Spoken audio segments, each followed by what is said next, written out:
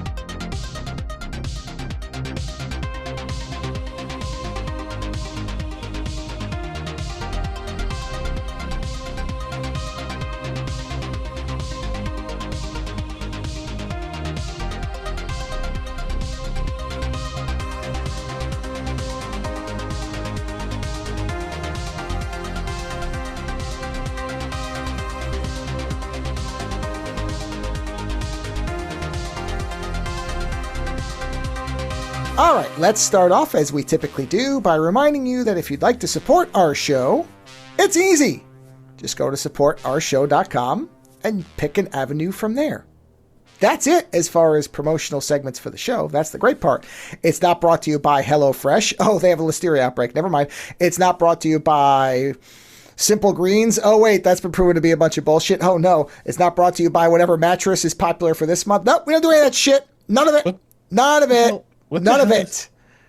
Oh, it's the worst.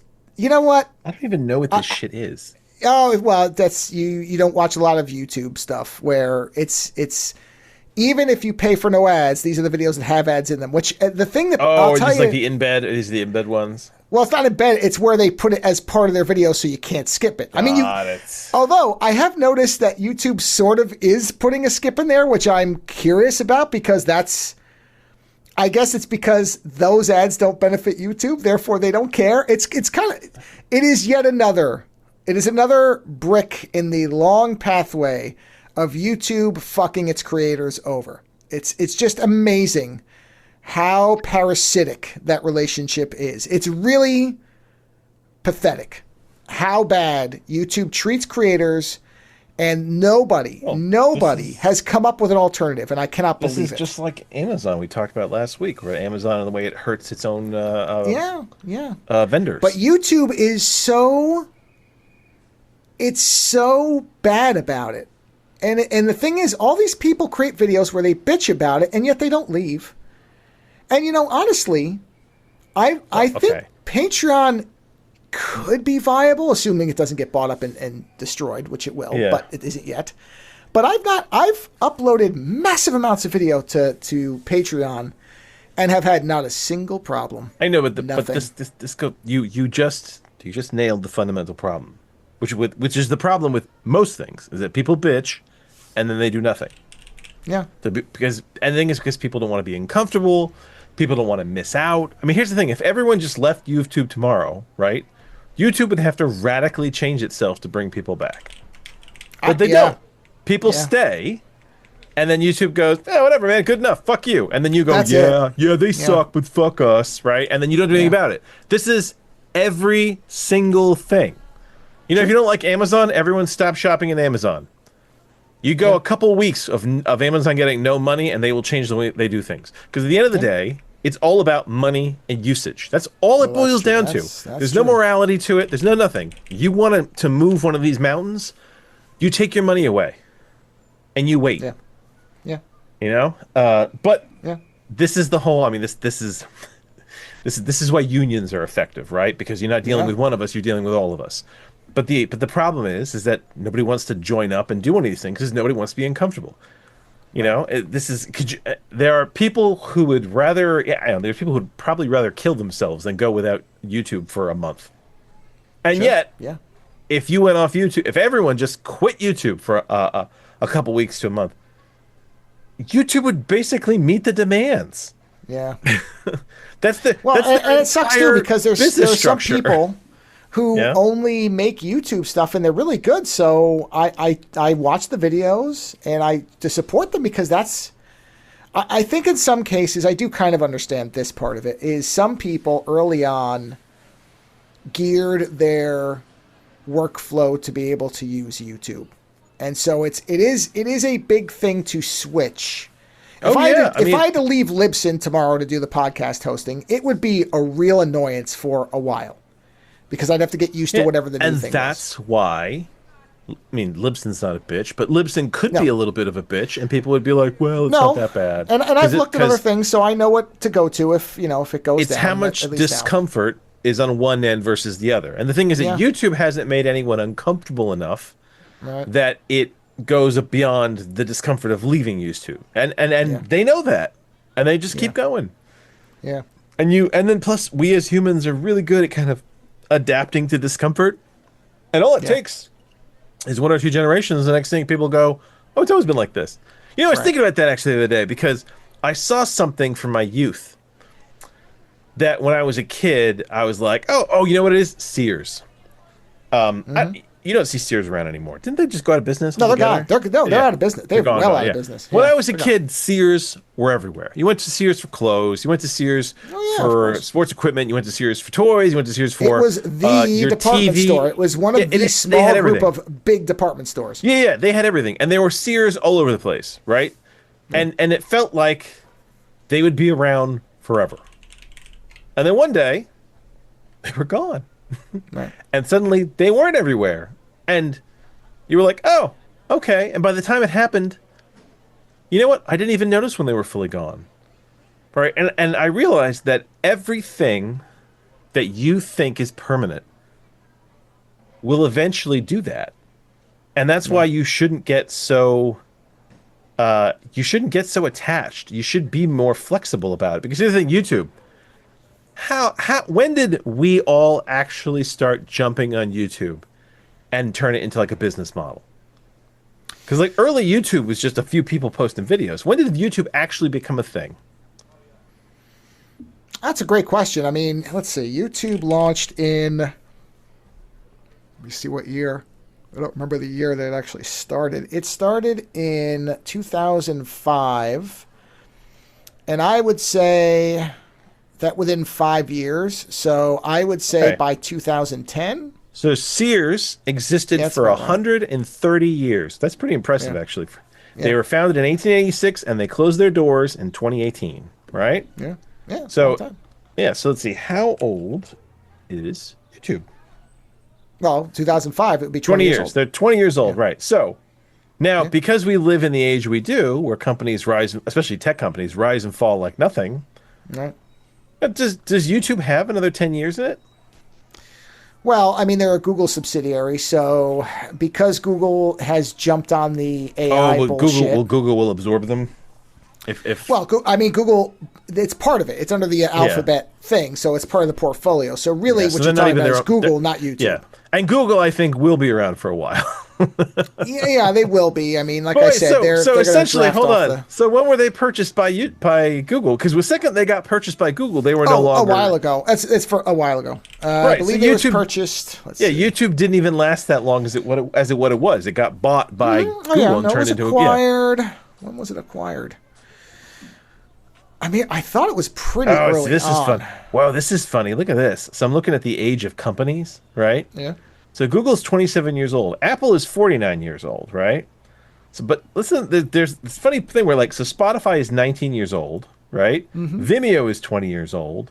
YouTube, if you consider it different from Google, is 20 years old. I don't even know what Dailymotion is.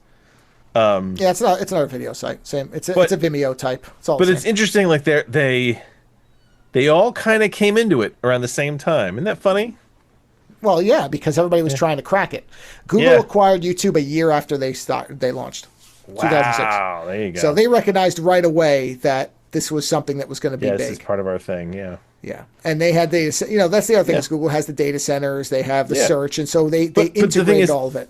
In anything that you get used to that you think will be there forever, it will change, and it may not be there. I mean, and that's the thing is that they're talking about how like everything, like time.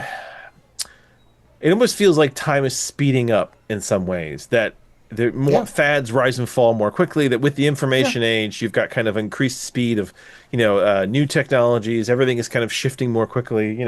This is their idea that at some point we're going to hit some kind of technological event horizon. Sure. It's probably when we wipe ourselves out. But anyway, so if so, then companies I feel like are going to have even shorter lives because they will either be bought or destroyed.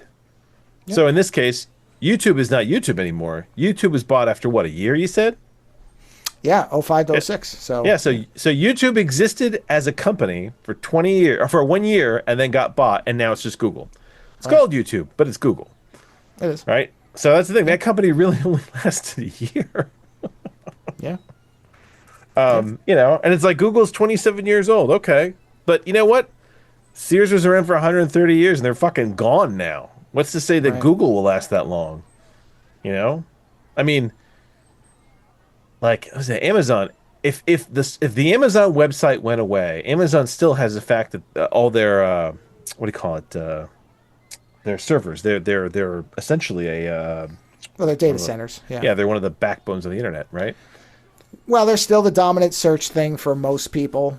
I'm talking about Amazon. I'm saying Amazon. Oh, sorry. Yeah. Well, no, sorry. What I meant to say was for Amazon, they're the default store for most people, not search. Well, I know, but I'm saying if their store was gone, what would they have left to fall back on? And they're Amazon? They have AWS, which is their cloud server stuff. Yeah. Yeah, that's probably their biggest thing. So the thing is, Amazon beyond their store still has an existence. Sure. Google beyond being a browser. What else is Google up to? I mean, they've got a lot of random shit now because they've got search.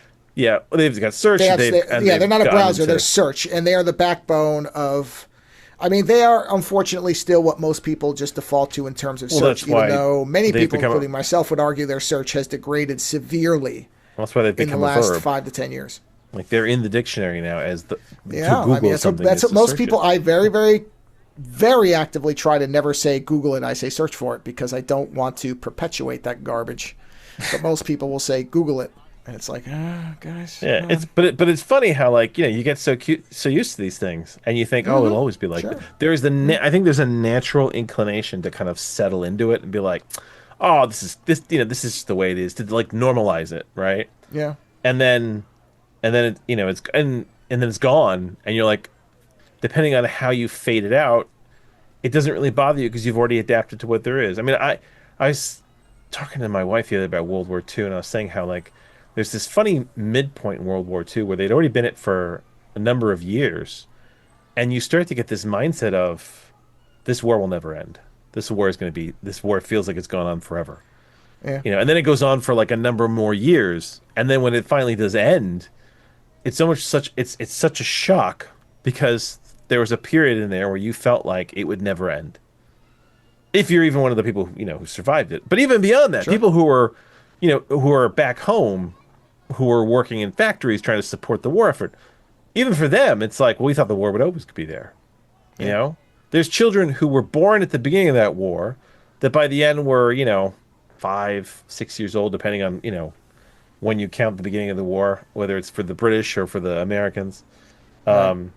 And it's like, for them, there was always a war.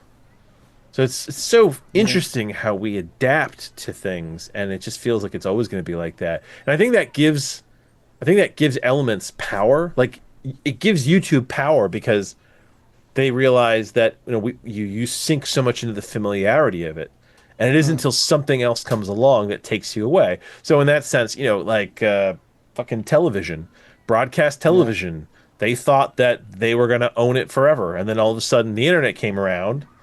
And then all of a sudden there was like streaming, and there was people on YouTube. And if you think about the first year that YouTube was around, if someone told you that people would be paying for YouTube as like a TV service at some point over the internet. Sure. Yeah. Right? And no company is future proof because you don't know what's going to happen. Mm-hmm. And I like that. I like that any company, any edifice can be just vaporized. I used to be protective of books, but I'm not even protective of that anymore. I'm just sitting there going, you know what? I'm glad that nothing is eternal. I'm glad that everything can, I don't think there can be kings anymore. I think time won't allow it. So that's my warm, squishy feeling for today. Is impermanence a word? Is that a real word? Yes, the impermanence of things. Yeah, good. Okay. I didn't want to make a show title based on something that wasn't a word. Well, you know what? I clearly have to check how the spelling is. Got it. Let's make sure. No, you're right. I found it, and I will. The Age of Impermanence. Good show title, right off the bat. Well, I agree with you. The only bad part to that is, I mean, I don't know if it's a bad thing. Is the issue we have with that, because I think in general, impermanence in things is good. It should be understood that you don't want to rely on any one thing. However, at least in this country, and it seems in many others, these companies keep absorbing each other, so they're down to one. So when that company folds, all the things go away with it. Yeah. Oh, yeah. So that's... But I don't think that any of those things is so important that we can't live with it. And if it is something important, someone else will step in to fill the gap.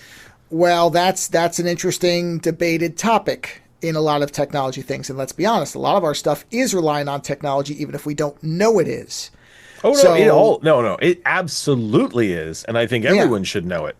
But there is it's like demonstrated issue where companies do not want to start something because they either are just aiming to be absorbed or they're afraid that they will just get stomped by another much larger company because there's no regulation anymore. Not in the way there used to be. Mergers and acquisitions can happen whenever they want.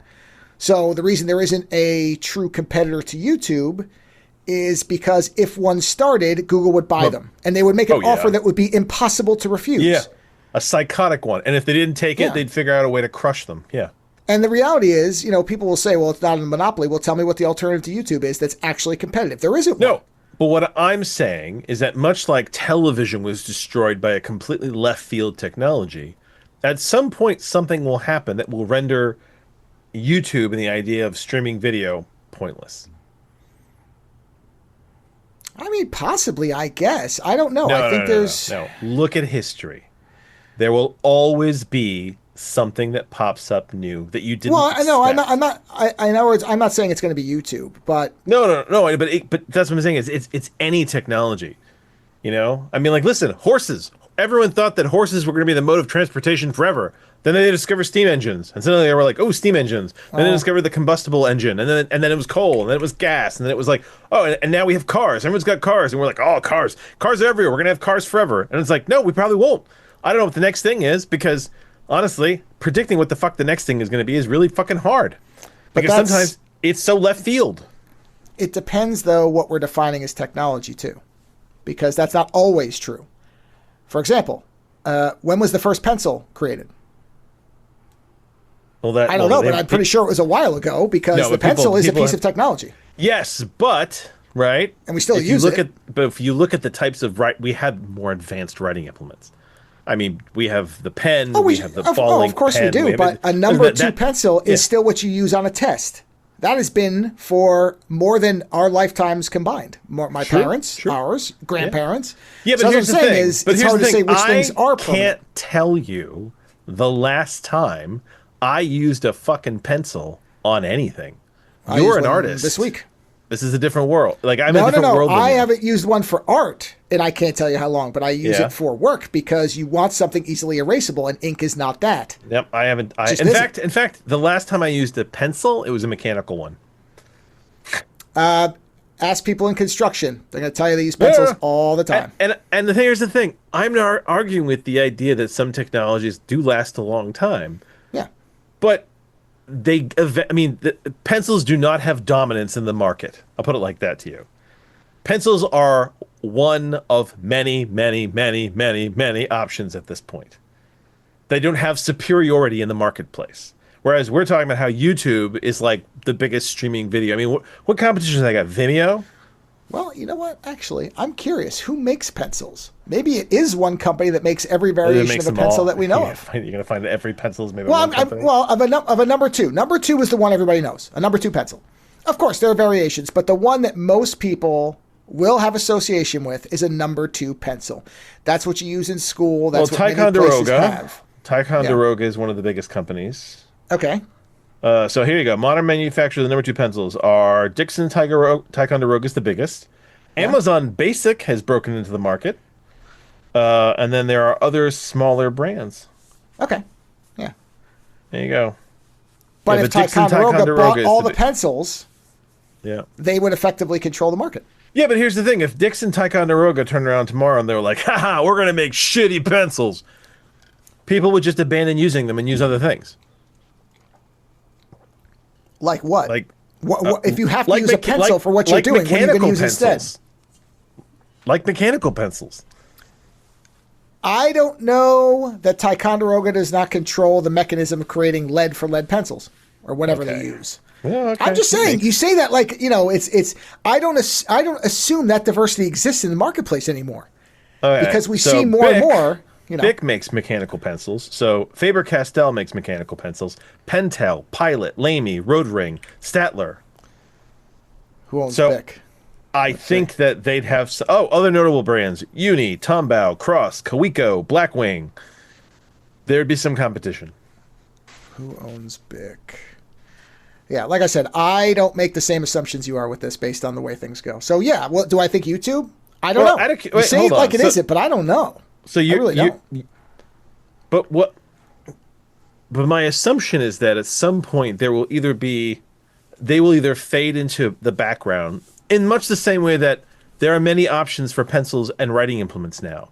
Yes, a pencil is still a pencil, but there's mechanical pencils and there's colored pencils and there's ink and there's various types of inks now and there's erasable ink and there's all kinds of shit you can use now. A lot of people just write on a virtual screen. They don't even bother. You do most of your art on an iPad at this point with a virtual pencil, right?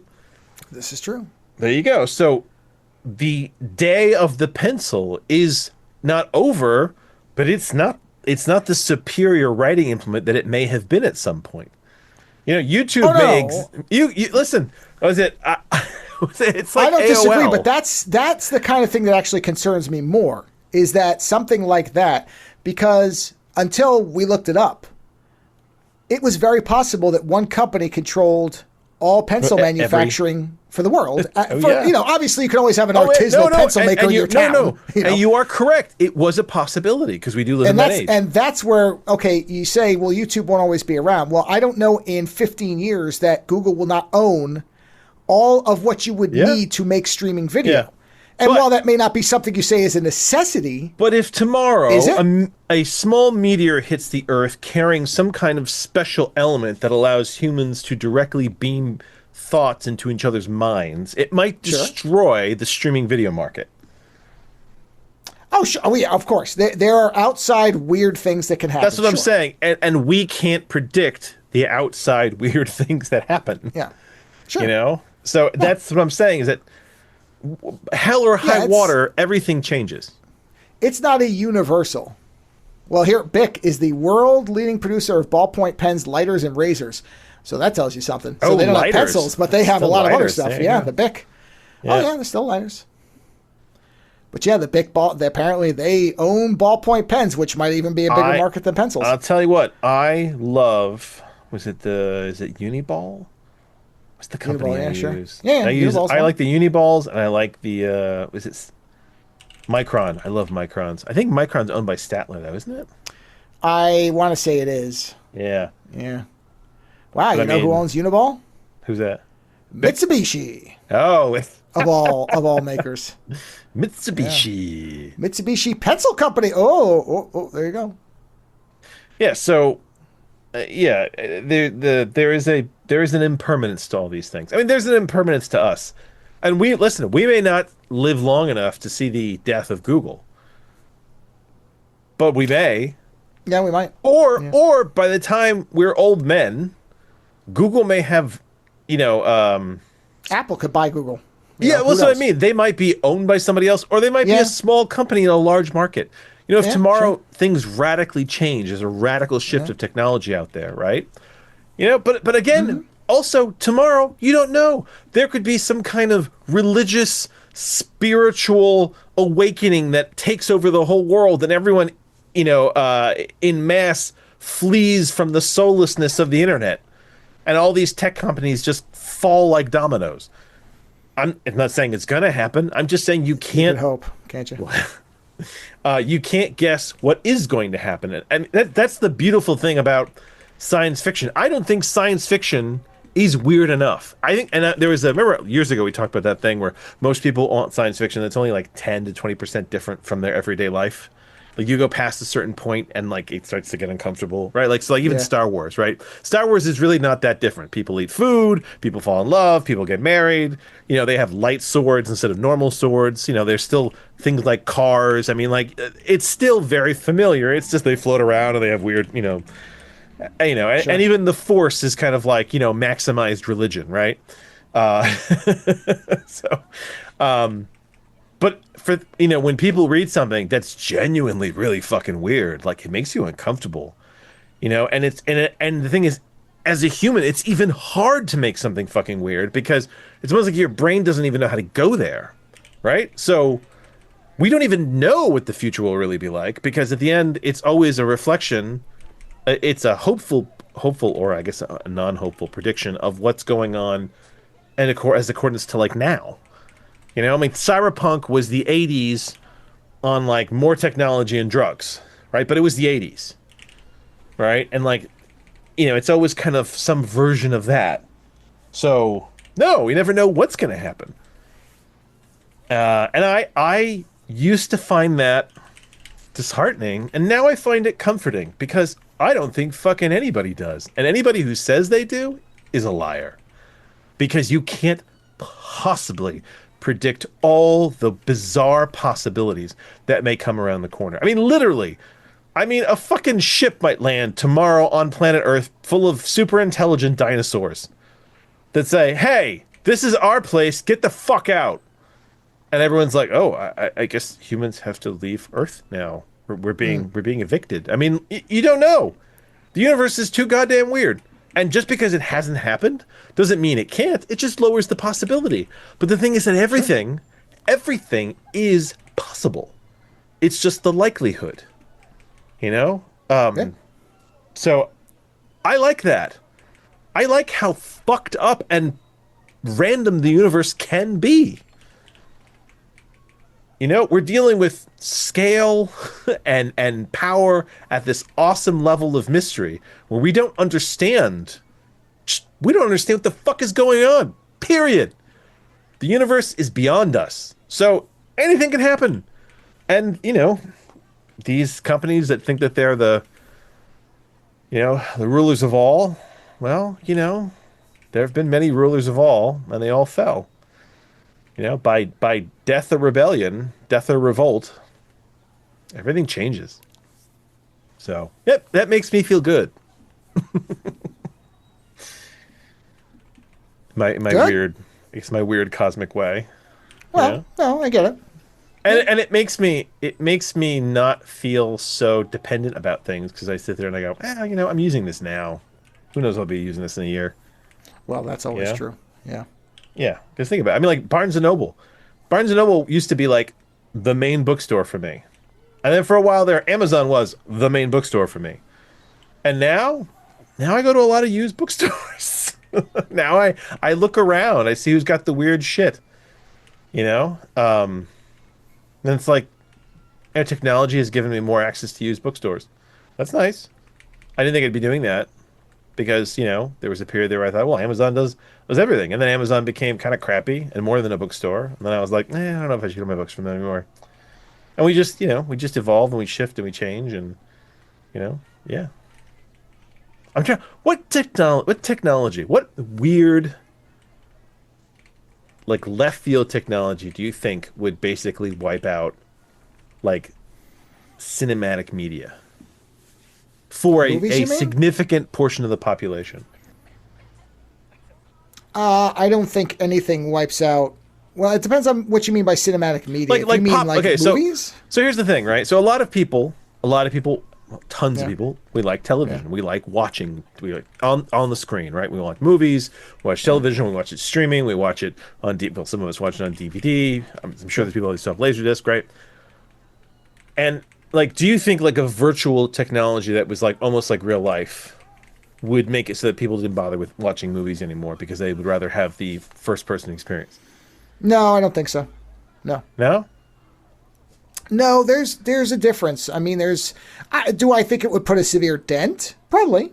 Yeah, I mean, it would probably have an impact. I don't think it's going to be a 2% difference. Let's put it that way. But immersion for storytelling is not what people think it is. It doesn't work. This is a thing I often hear people who are VR enthusiasts try to convince people of, even though we're probably on our 6th VR cycle of boom and bust where people just don't want it. Yeah. Is because there is a difference in if you're in something. Oh, it's far more traumatic. Well, besides that, you get tired of it in a way that you don't with a film. Yeah. It does not have the same control. Yes, but if we gave you virtual reality where you could basically hover within a movie, like 360 degree movie. No, I would not want that. To me, that defeats the point of a movie. It utterly destroys and here's the thing. Reason for it. I agree with you because a movie to me is the precise perspective of the art makers, right? Yeah. That's important. What you see and what you don't see. That's the same with writing. Writing can't show you everything. It shows you a precise perspective of a story. But there's a lot of people out there who do like weird shit like that, and I just wonder. I try to figure out what the technology would be. There will be people who will do that, but I don't think it would replace. Yeah. I don't think anything will replace cinema, and one of the reasons I say that is that cinema has been largely the same since they added sound.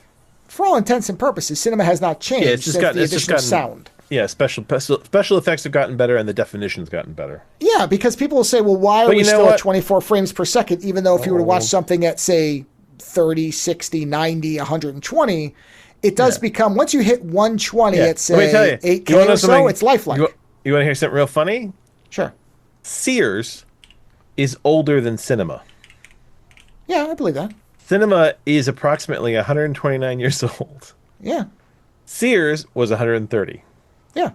And that does bring a strange sense of like, something of the impermanence of things. It's like, yeah, we sit there and we're like, well, nothing replaced cinema. But like, I'm sure people said that once upon a time about horses.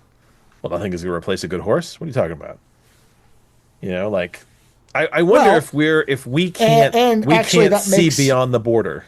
That actually makes the point, which is, for some people, they've never replaced horses. There are still people who ride horses primarily and have horse ranches and are cowboys, and they drive a car only if absolutely necessary, but they actually ride horses in most of the places. But they do drive a car. Well, sure, but like, are you telling me? You think there's people out there who still ride horses to like the groceries? Well, I'm pretty sure the Amish don't drive cars. They have now carts. You might say that's a small amount of people. No, horse-drawn cart, and that is a small population. Yeah, it is, but it's not. It hasn't eliminated it. And to your point, the reason that cars are dominant is because roads are dominant. If most of the avenues between cities and everything were horse geared, but that's what you're making my very point, which is that we only have all this stuff because there's a car culture, but the car culture is not that old. That could go away too, until whatever the next thing is. Like it's just. I guess my thing is just relax. It's all in transition. Like don't get so caught up with it. Just be good to people. But that also assumes a longer timeline than most people live. So what you say is impermanence is not the people's lifespan until we start living to 400, if that ever happens, which it won't. But if that were to happen, then the permanence scale changes. Yeah. Or I guess the permanence measurement changes. And the thing is, like, sometimes the timing of things falls when you just happen to be alive. So we got to see the end of Sears, but there's plenty of people who didn't outlive Sears. Yeah. And in the same way that most likely we will not outlive Google. Well, we might outlive it in its current form. But Google as a company, no, probably not. Google will. We will definitely outlive. Forget, Radio Shack still exists, even though it doesn't exist because somebody bought the name. That's the other thing is names. Yeah, but they don't really exist anymore. Well, I think they're online now. I think they still sell the same crap. But it's not like the stores. No, you're right. But that's what I'm saying is if you want to find a Radio Shack, is Radio Shack and that's the thing is, Radio Shack, the website still exists. RadioShack.com. But it's this idea that yeah, of course, it might still exist in some dark corner of the internet, just kind of hanging out. But Radio Shacks used to be everywhere, and now they are nowhere. Man, whoa, oh, you know what? Yeah. Hold on. Oh, there are still.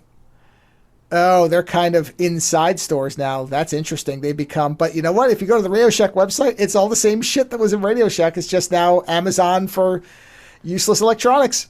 It's all the same shit. Lots of cables, speakers, stereos. But you can acknowledge that it's not the same thing anymore. No. Yeah. I mean, it isn't. It isn't. It's not in store. But malls aren't a thing anymore. No, exactly. Like there's so many things that I thought that, you know, if you don't think about it, you're just like, malls have always been around. Malls are great, you know. And then and the thing is, I realized when we were watching Stranger Things with my kids, there's a whole season like in the mall, right? Yeah. And my kids were like, that's not what malls look like. Like, you know, they think malls are outside of like the Mall of America, like those friggin' weird amusement park malls. Yeah. That's not what malls look like. And I'm like, when malls first came around, they were really popular. It's like it was a new thing. All the stores were there, you know, and they were like, oh, wow. Yeah. It's like, yeah, it's like, you know, but the thing is, you know, now we look around and there's a lot of malls that are just fading away, you know, but at the same time, we're also getting these like super mutant, you know, amusement park malls that are like, you know, kind of overwhelming at some point, you know, like, what is the other one? There's is it the King of Prussia Mall? That thing is like miles long, it feels. But again, it's here now. But malls are not what they were. And I still think it's nice that things, you know, things shift and fade. And you know, like, you know, we could say like, language is constantly changing. We just don't notice because it changes so quickly, right? There's so many words. Let's look this up. How many new words since 1979, which is the year I was born? Let's see. Do they even have a number for me? I don't know. I mean, just in 2023, Merriam-Webster added 690 words. Yeah. Yeah. The Oxford English Dictionary, which is considered to be like the source, they have been reportedly adding as many as 4,000 words a year. So how many new words, let me be more specific, in English? Yeah, that's probably good. Yeah. Yeah. Okay, the estimate that since I was born, 65,000 new words have been created and are now part of the English language. Everything's changing. Everything's shifting. Something's really slow, so they feel like they'll be there forever, and something's so fast, barely notice it. Yeah. An estimate of 14.7 new words are created every day. Oh, God. Yeah, although... Yeah. Oh, Reader's Digest has a lovely article. Every word coined the year you were born. Really? Oh, yeah. Holy shit. Does it really? Yeah, okay, so give me you're before me? You're 78, 78. Right? 78. Yeah. Okay, let's get to... Sorry, I'm in the 50s right now. Let me get to 78. 75, 77. Strip mall was coined in 1977. Sweet. So let's see, 78. What words have you got? Okay, so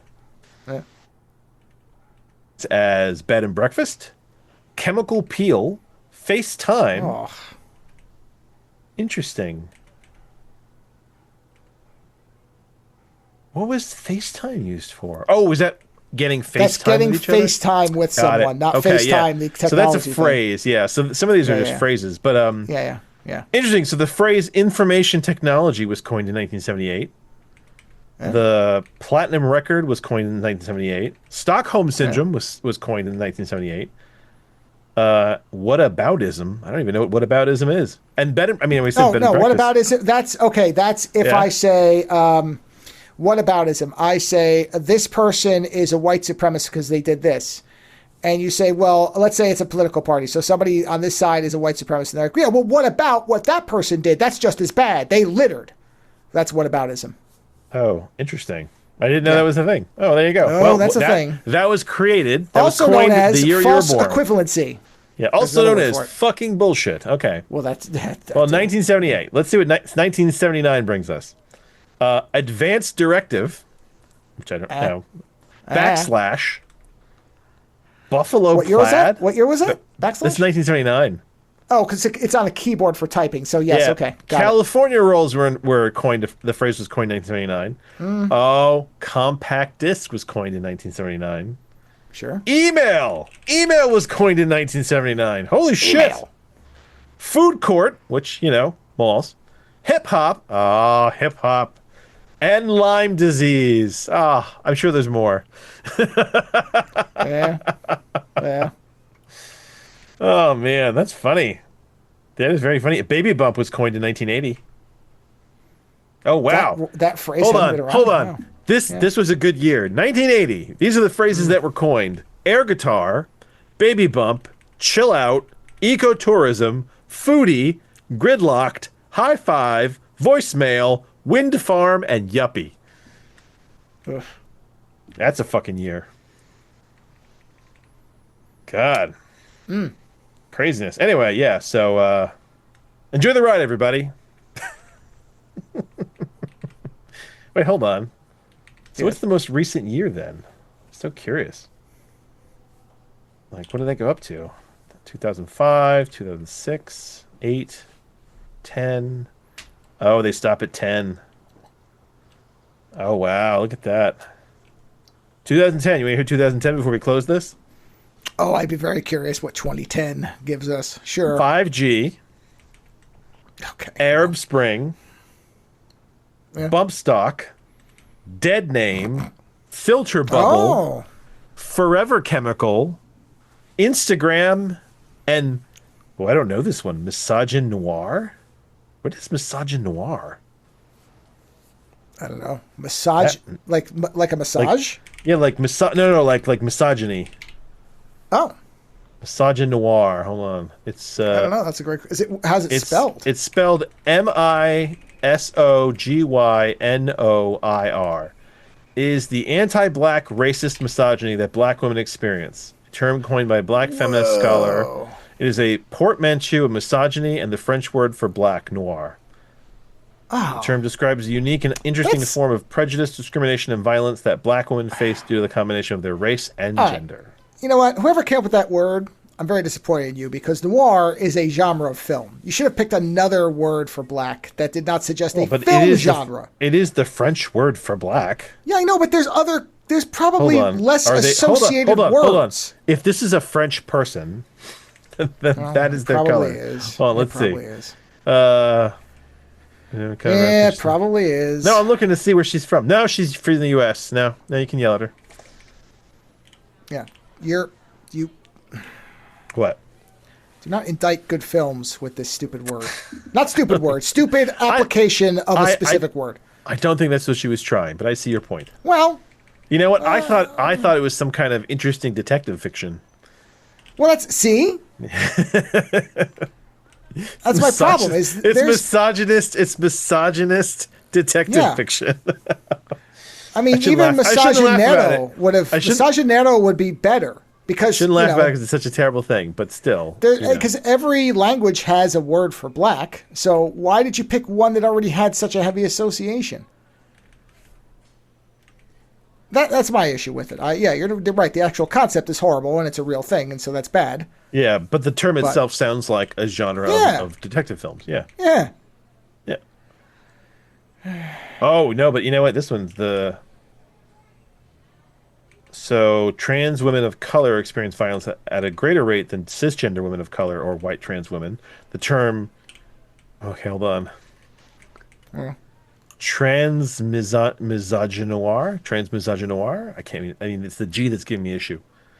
Transmisogynoir was created to refer to the intersection between transmisogyny and misogynoir. Man, that's a big one on the Scrabble board. Transmisogynoir. Wow. That's a hard one too. Like, your mouth has trouble getting around all those consonants. Well, you know what? What year was that again? It's 2010. 2010. There you go. Yeah. 2010. that term was coined. So, anyhow, yeah, I gotta take us back though from 2010 because I watched something tonight before I came to do this that I wanted to talk about. If you're okay with that, you got anything else? No, I'm not okay with it. No. Well, you might not be. No, I don't care. You know, there's a timing thing sometimes. Yeah. You're well. Oh, you know what I realized? Who's that? You're not recording? I never hit record on one of my recorders. Huh. There. Well, lucky for you, hey, we're listen, recording on my end. All that's going to happen is at about the hour mark, or just now, my audio quality has probably significantly improved. That's all. It doesn't matter.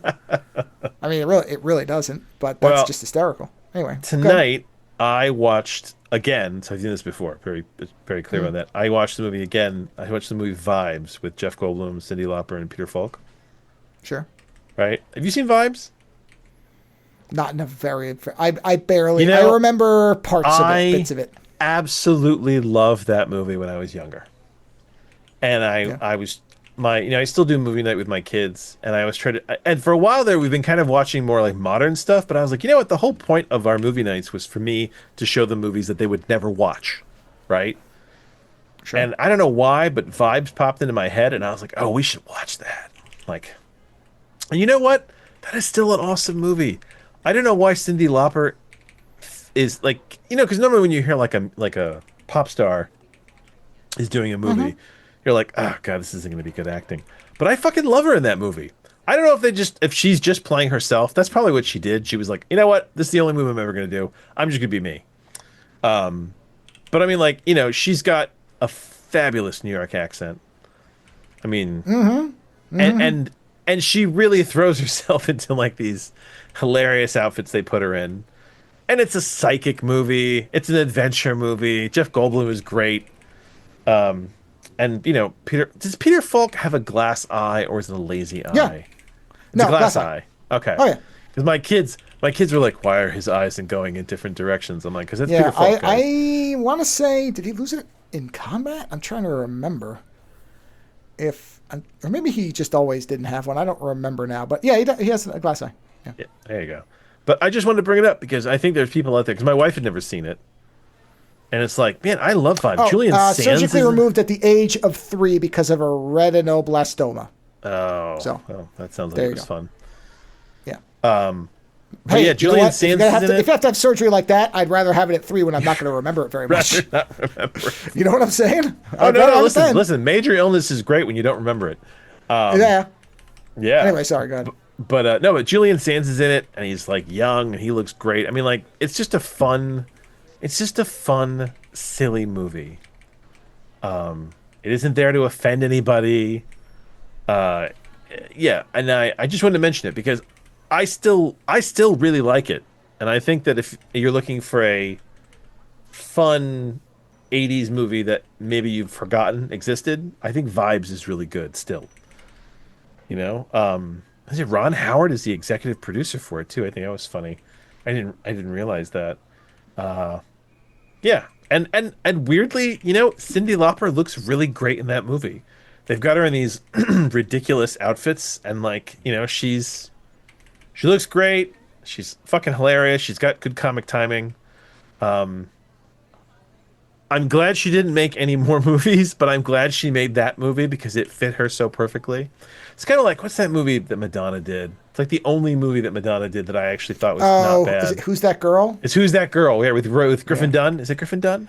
Yeah, I think I can't remember the person's name, but I think you're right. It's Griffin Dunn. Either way, like that's the only movie she did that I was like,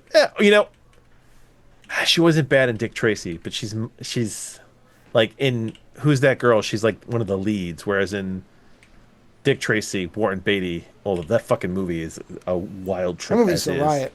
Yeah. You know what though? I like Dick Tracy. I didn't like that movie when it came out, and I think because I wanted something more out of it, and then over the years I have come to like that movie quite a bit for its like just insane visual quality. Did you ever read Dick Tracy, the comics? I did, but not much. Oh, see, I read a lot of them when I was younger for some reason. Okay. I think because I was drawn to the art style. Yeah. And because that movie is probably to a fault, very comic kind of adaptation, which I do also love the trivia bit that Warren Beatty periodically does some type of anything in character so that he can't lose the rights because he doesn't want anybody else making it until he dies. Really? So he will randomly make like a 4-minute web video in costume at whatever age he is. No, it looks ridiculous, but you can find. Oh yes, because as long as he makes something, that's how you maintain IP. Oh, that's so funny. Yeah. Because I think the thing about Dick Tracy that is also kind of neat is that when you look at Dick Tracy and you look look at that world, right? There was always a part of me that was like, oh man, I want a Batman movie like this. Sure. You know, because I mean, Dick Tracy is kind of like the Jim Gordon of his world, right? And the world of Dick Tracy is so weird. I mean, it is a predecessor to, like, you know, the kind of Batman detective comics, because Dick Tracy was the detective character. I mean, a fucking walkie-talkie watch, and he had all these kind of crazy villains, and he inspired a lot of other shit. So when they make that movie and it looks the way it is, and it looks so good, I mean, I couldn't appreciate it when I was younger. And then as I got older, I looked and I was like, wow, this movie looks really nuts. I like it a lot more. And whenever I see it, I always think to myself, Jesus Christ, I want Warren Beatty to make like the animated. Well, he still maintains he's going to get a sequel made. Not, I don't think with him anymore, but no. I'm sending you a fairly recent image of him where he was on something in the costume as the character, so that he maintains the rights. Oh, that's awesome! Yeah. Good for him. Yeah, he still got the costume and he can still wear it. I mean, he does look like he's about to be hit by a car in this photo, but that shade of yellow. I mean, that is a. Oh, it's Dick Tracy yellow. I mean, I'm sure there's a name for it. That's probably Dick Tracy yellow. You know? That's awesome. I didn't know that. There has to be. Yeah. So yeah, it's one of these fun bits of trivia. Yeah, I mean, it's smart. He's got that outfit. He must have it in his costume. He's got it in his IP closet. Just pulls it out every now and then. That's why there were so many bad Hellraiser films, is because they knew they were making shitty films, but they wanted to keep the Hellraiser IP, which is not great that you can keep IP by making things you know are junk. That's why the first Fantastic Four movie by Roger Corman was made, because they didn't want to lose the Fantastic Four rights. That's why they made that movie and never released it. Yeah. Hey, you know what? Stupid. I haven't read any reviews of the new Fantastic Four movie, and I know that at some point I'll probably end up watching it with my kids.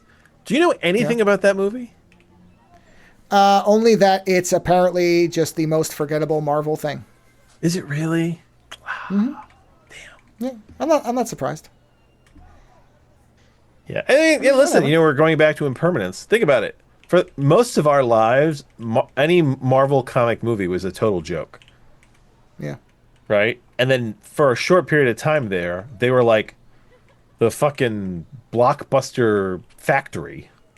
And now they seem to be kind of, dwindling out a bit. Yeah. So, yeah, it seems until they decide to do their X-Men movies, and we'll see what happens.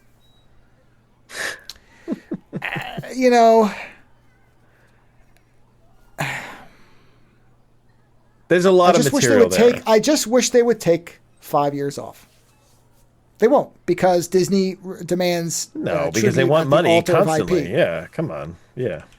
Yeah, that's the shame of it, is if they just let people forget about it a little bit. You're not going to walk away from that with money on the table? I told you about my whole thing with money on the table, when I deal with people. That, like, if I'm dealing with somebody and they give me advice that, like, actively leaves money on the table, right? I kind of sit there and I go, like, are you a good person, or is there something else going on? What's the angle? Yeah, what's the angle? Because, like, people. There's a lot of. It's like a. How often do you meet a mechanic? Like, not like like a big corporate mechanic, but like a mechanic in a small shop, who actively leaves money on the table. Yeah, no, like, not very often. No, and when it happens, you're like, why are you doing this? And, like, don't get me wrong, sometimes they are good people. It does happen. But very often, like, it sets off my alarm, though, because I'm like, wait a minute. Sure. Oh, I get it. Why would you do? What's the angle on this? Yeah. Why is the immediate? But I why? mean, maybe it's because we're both just so jaded. We are. No, we are. But you know what? I'll tell you, it's more of a 50% correct ratio. So as long as it is, I'll stay jaded. Thanks. Yeah. If I suspect something more than 50% of the time, I'm right. I'd rather be pleasantly surprised than get shivved. Yeah. You know what? That's exactly what I tell people. I'm like, expect the worst all the time. And then the only thing that can happen is that you can be pleasantly surprised. Yeah, exactly. If you expect the worst all the time. There's only upside. I mean, as long as it doesn't consume you otherwise, yeah. Oh, we will. But you know what? What else are you going to do? Enjoy the ride. That's it. Enjoy the ride. I'd rather be looking at the knife as it goes into my face than get it in the backs and be surprised by it. So you just always expect the knife in the face. I'd rather see it coming. Yeah. Yeah. I mean, really. I mean, that goes for corporations. Like, corporations don't leave money on the table. And if they do, it's because they've, poisoned a whole city or something like that, No. Yeah. Of course. So, anyway, my original point here was that Vibes is still a good movie. You should see it. Well, that's good. It's nice to hear some things hold up. Yeah, I mean, it is. I'm very serious when I say that. It's good to hear that some things. No, I know. And the thing is, I'm not going to tell you it's a perfect movie, but it's still a fun movie, and the performances are still fun. Yeah, but the thing is, they weren't taking it seriously then. Do you know what I mean? Yeah. Like, there could be fun movies. Yeah. Well, yeah, we watch No Retreat, No Surrender 2 is not a perfect movie, but it's got its problems. That's the one with what's his name from Cobra Kai? What's his name? No. The one we just reviewed with Rothrock. No, you're right, Rothrock one. Sorry, I was confusing it with the one with the sensei from Karate Kid. What's the one that we saw? We've seen so many. Oh. What was that one called? No, you're talking about Steel Justice? Steel Justice or Steel Revenge. What was it? Hold on. Whatever. I actually have all the movies right here in front of me. Let's see, what is it? It's something with Steel. You can eat shit and die, Colonel. That's exactly No Retreat, No Surrender right. Too. Yeah. That's No Surrender, No Retreat. Steel Justice. I think it's Steel Justice. Yeah, I think Steel it is. Justice. Yeah. It sounded right. I think Steel Justice is, Steel Justice. It's still nice to see that guy in a good guy role, and he was good in it, and he has an incredible amount of charisma. I just wish that he was in a movie that like the only big budget movie. I wish they'd stuck the landing better. Well, there's that. Well, speaking of sticking the landing, no. I have a movie review. Segue. Oh, you do? Oh, you do? Stop. Okay, good. I do. Yes. Yeah. I'm Since excited. we're in October, I'm going to try to have a horror movie. Oh, we're doing horror movies? I don't know. We are, and I did something I don't normally do. I watched a fairly new horror movie. Oh. That I'd never heard of. It's a hit or miss. From 2024. Titled Monster Island. And what I saw was a picture of what looked like an updated Creature from the Black Lagoon. And I thought, okay. Oh, I see the poster. Oh, so yeah. Look at that thing. Okay. Some people bizarrely seem to think it's CG. It absolutely is not. No, I've got a picture CG. of the guy. I've got a picture of the guy in the suit with the helmet off. I think there is one image that is CG'd where he's jumping because it's a very incredible height. But I don't even know if it's CG or if they just took the wires out. But otherwise, there are people like, oh, the CG sucks. He doesn't blend in with the background. I'm like, motherfuckers, it's a guy in a suit. Whatever. So the easiest way to understand this movie is take Enemy Mine and combine it with the Creature from the Black Lagoon. Just smush them together. Do they become and that's friends? What it is. Oh, instantly. And unfortunately, they don't both make it. So that's the only bad part. Well, they didn't in Enemy Mine either. Well, but that was... What year is this? Is this the 50s? 2024. No, 2024. No. What year is the movie set? Oh, it's in World War II. Yes. So basically, it's the setup is that a Japanese hell ship is on its way back with British prisoners when they are attacked by the Allies because the ships were often... They didn't know the difference between the ships with prisoners of war and just regular warships. And so there was often, So the ship is attacked, and right before the attack comes... The British guy is brought up because they want to chain him to a traitor from the Japanese forces. Now, you never find out what he did. You just know he's a traitor, and they were going to kill him on the ship, but the emperor, I guess, wanted to make him a public example of what happens when you go against the emperor. And so they chain these two together so that basically the Japanese soldier, the Japanese prisoner, has this kind of branding of shame that not only is he a traitor, but he has to drag around somebody who hates him while he's on the ship. So maybe he'll just kill him, and then that way he's dead before they get there, type of thing.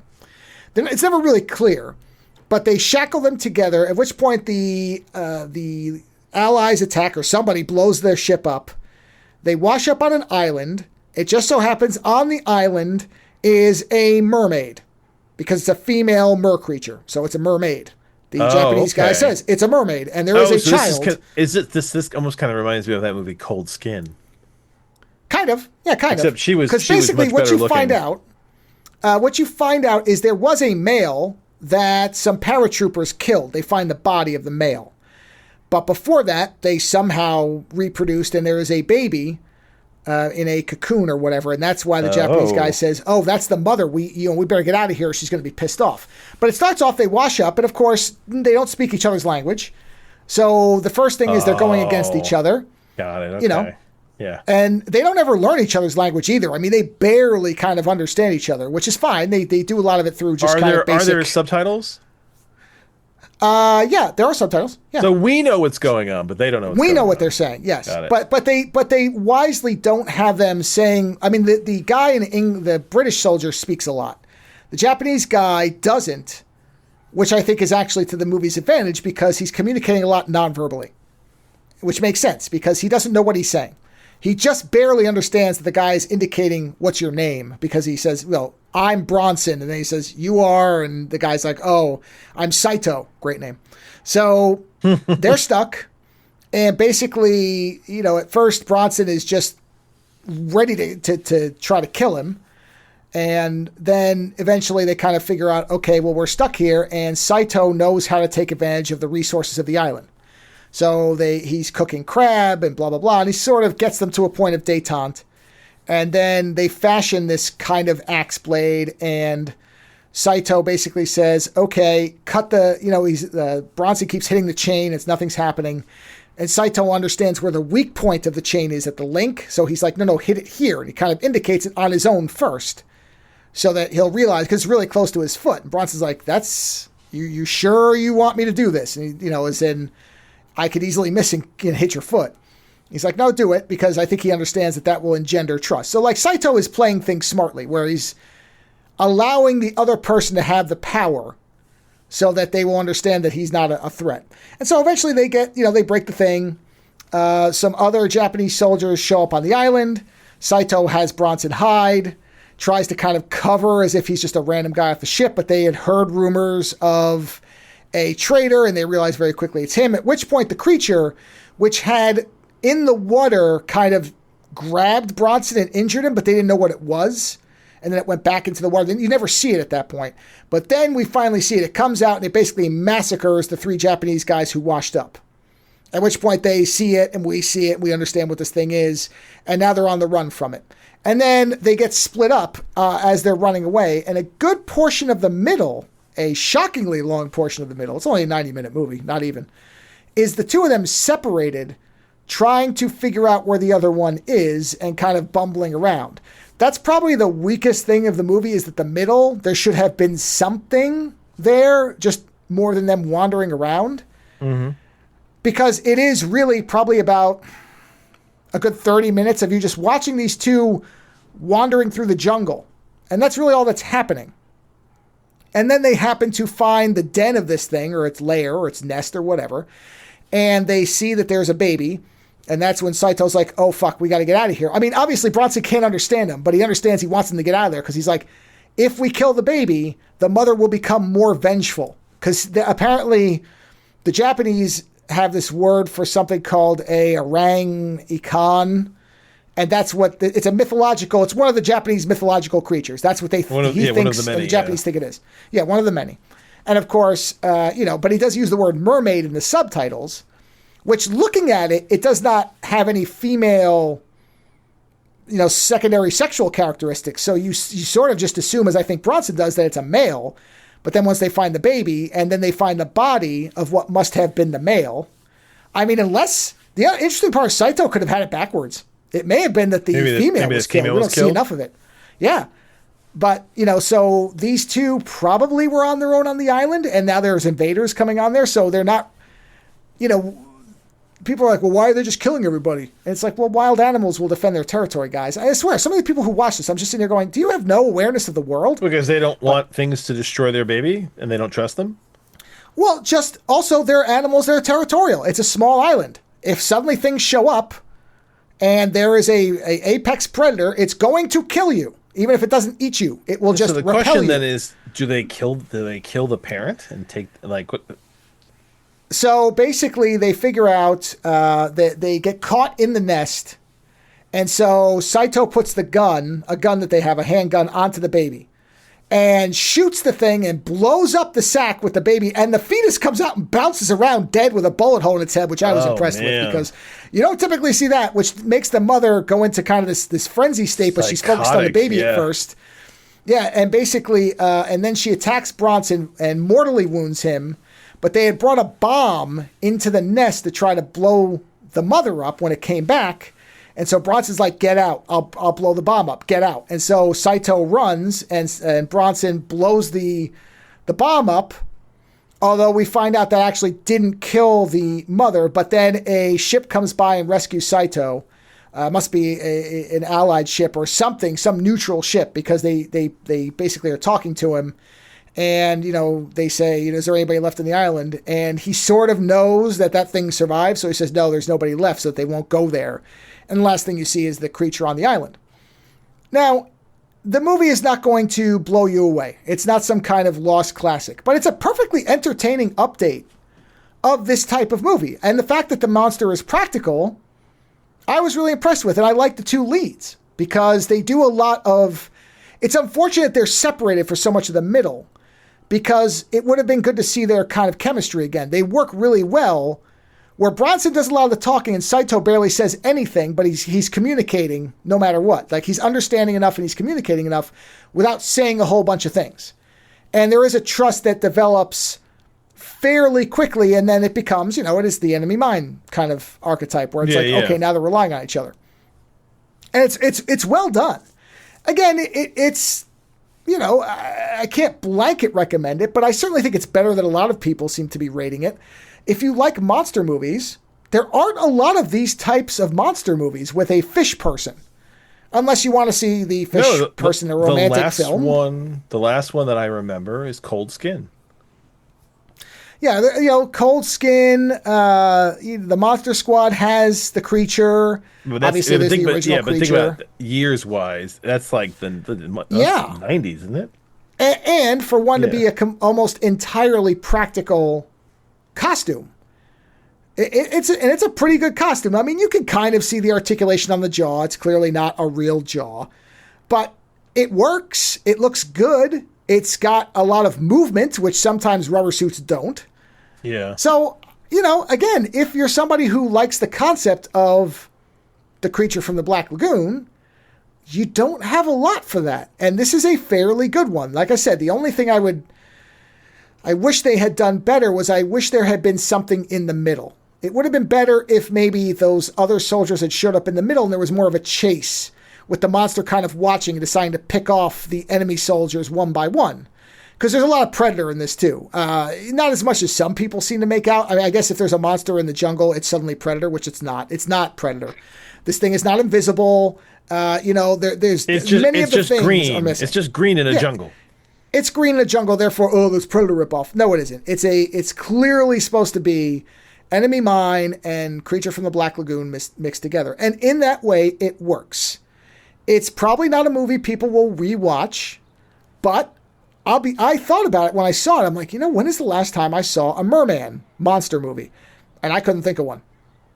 I couldn't even come up with one. I didn't think of anything. I thought, not since the Black Lagoon have I really seen something centrally around this type of creature like this.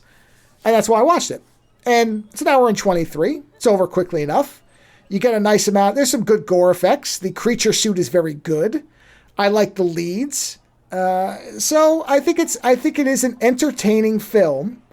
If you've kind of seen the same Halloween movies a lot of times and you want something a little bit different, but still somewhat familiar, because it is the creature from the Black Lagoon, just different, more monstrous. Well, maybe not more monstrous, differently monstrous. It's got like a lanternfish jaw as opposed to the kind of creature which looks like, I don't know, it looks like the creature. I don't even know what that thing's supposed to look like. It just looks like the creature from the Black Lagoon. So whatever that is, that's what a plated boogie-eyed man. I don't know, whatever it is. So yeah, like I said, I had a good time with it. Probably will never watch it again, but it's one that if somebody were to say, yeah, there's never really been a thing like the creature, I'd be like, well, there was this. It's fun to watch once. I think it's made with a sincerity and a love of this kind of creature, which we don't get a ton of. Either it's all CG, or it's not really a merman. It's more of, I don't know. I can't even think. Again, Cold Skin, yeah. Monster Squad is the creature, but that's it. There's really not a lot of this. It's usually the vampire, or it's Frankenstein. I mean, we're having another Frankenstein's monster coming out. We have no end of vampires. The Mummy's had a bunch. All the classic monsters, the Invisible Man, just had one of those. Everything but the creature has gotten more. Yeah. So, and it's set in World War II, so that kind of eliminates the idea of a cell phone or, cameras and why this thing can exist without being known. It's on an island. It appears they shot it on an island for the most part. Looks like there's a little bit of CG at the end that's very obvious in the foliage, which, they probably should have just done without that. But otherwise, it's fairly light in the garbage effects department, which is probably a budgetary restriction, or the fact that they wanted to make a rubber-suited monster film. And as that, it works. The creature design is good enough. Like I said, I wish the jaw articulation was a little better. And you can kind of tell that the hands are gloves because the fingers don't bend quite as well as they should. But those are minor moments, and you don't really care. They're smart. They don't show it a lot. They use the Jaws method where you don't really see it until late in the film. But you know it. Yeah, but you know it's there. Yeah, you know it's there, and when you do see it, it is absolutely a believable effect. It doesn't look silly. So, and they're physically, it looks like they're physically interacting with it. Oh yeah, no, they're actually. There's a part where they hit it, and you can kind of see that the rubber bends a little. But you know what? Again, I'll take that over CG, blubberiness, like nonsensical, non-weight. So I don't care. Like I said, I would recommend it. I would recommend it to people who... it sounds fun. Yeah, because it is one of those classic monsters that there isn't a ton of compared to the other ones. Because if somebody says, what's a good vampire movie? You're going to have to sit there and write out a list and what genre and what type and what... Do you want a comedy? Do you want one that's the Anne Rice version? Would you like one that's savage and bloodthirsty? Do you want one that... You go on for an hour trying to determine which vampire movie you're going to recommend to them. But if somebody says, yeah, I haven't seen a good water creature movie. All right. Well, if you want one recent, here's one. Anything else? No, not until you go back to the next one, which is years back. But I mean, yeah, and I tell you what, 5 the one total? in Monster Squad still looks so good. Well, that's because they were basically trying to imitate it as close as they could without violating. I know, copyright. but like when you see he's fantastic. It he's fantastic. Looks so good. No, it is. That is the most impressive one since the original, without a doubt. That thing looks terrifying, but also exactly what it's supposed to be. And the bits move when it's like yelling at them, and it's a shame that they just. It's a shame that it just gets shotgunned to death. Yeah, that's the one thing with that. I really wish they had. But if he's a big fish guy, a shotgun will take care of that. Oh, no, I agree, but you could easily envision a movie with that creature as the primary monster. Yeah, absolutely. And it would be great. Because, that suit was really good. You just have to figure out a story that'll actually bring people in. Yeah, well, you can do a very... This was a good template. My real complaint with this was that middle section. Probably because they didn't have the budget for anything else. They could have... There needed to be something more engaging in the middle. When they were separated, okay, here's the classic version of how to do it easily, but of course you have to have budget for this. When they're separated, they encounter a kind of traditional problem The one gets stuck in a cave and is injured and has to figure his way out or can't figure out how to get out and has to kind of MacGyver his way out. The other one encounters, I don't know, giant wasps and has to fight his way out of that because it's sort of an exaggerated natural thing, because you do have to wonder what this thing feeds on. They don't show it eating fish, I don't think. So, some kind of thing that got bigger on this island that it feeds on is now a threat to human being. Especially Bronson would be the natural one because he was already injured. So you could kind of make him more vulnerable. Snakes. Just make it snakes. A big snake gets him. A boa constrictor fucking locks him up. And he's got to figure his way out of it. That's all. That's what the middle was missing. Instead, it's just a lot of them wandering around in different waterfalls and jungles and cutting through trees and stuff like that, which is fine, but it goes on for a bit.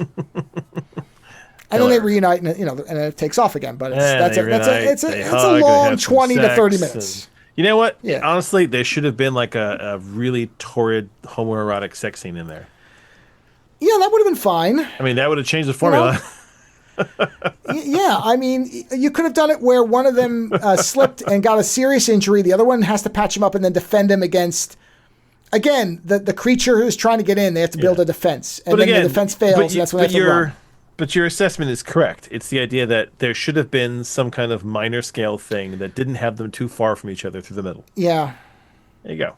I think that's what most people would have a problem with. But as a one and done, I think it's a perfectly serviceable film. No, I mean, listen, the trailer we don't get a lot. The trailer didn't look bad. I watched the trailer on silent while you were talking. It didn't look bad. No, it's. I think they were smart that they focused on practical because they knew they didn't have the probably. I would guess it was a mixture of, okay, there's no way I can get the budget to do this on a grand scale. Yeah, but you know what? Although I will say, whatever they did with the destroyer in the beginning, if that was CG, it was really good. I think it was probably a model, but it was at night, filmed right? well. Yeah, it's at night. I always do it in the dark. Yeah, but I mean, it looked like it wasn't CG, so I think they may have done it practically. The guy who directed this, I mean, if this is an early film for him, this could be his ticket to making bigger shit. Could be. Especially if, he can pull off a monster effect really well. I would certainly, if the one thing I've not heard is Universal is anybody trying to reboot the Creature from the Black Lagoon? If anybody ever did, this is the guy I'd say, look at this guy. So the director wrote and directed it. Yeah. And no, this is not his. Oh, he was the producer on Monkey Man. Oh, that's an intense flick. Oh. He's produced a bunch of shit. Yeah. But this is his. It's. All right. As a story, it's fine. It's definitely. It's not gonna. It's no clever twists and turns, really. Oh, he directed Buffalo Boys. Okay. Buffalo Boys. Have you seen that? No, haven't seen it. All right. You should look at that trailer right now. I think you'll enjoy it.